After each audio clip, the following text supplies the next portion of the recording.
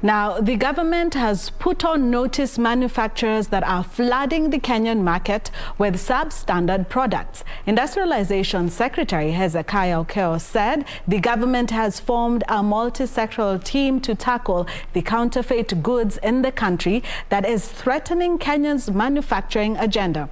According to a study by the Kenya Manufacturing Association, 7 out of 10 products in Kenya are substandard, causing the Kenyan economy billions of shillings in lost revenue. In the period January to June 2021 alone, the Kenya Revenue Authority seized illicit goods worth more than 4 billion shillings. Within the same period, KRA said it persecuted 74 offenders and destroyed goods worth 13.4 million shillings.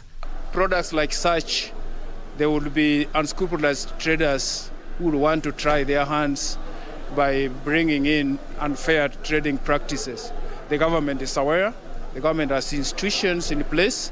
The Kenya Bureau of Standards, the Anti-Counterfeit Authority will be alert. Despite these teething challenges, the government is looking to raise the current manufacturing output through various initiatives. In terms of the way tax administration and tax policies are designed to ensure that they are friendly and that all the players are consulted. Investors have pointed out to the potential tailwinds in the Kenyan manufacturing market. We have a long-term partner, Rafale, where we've signed a long-term branded business model.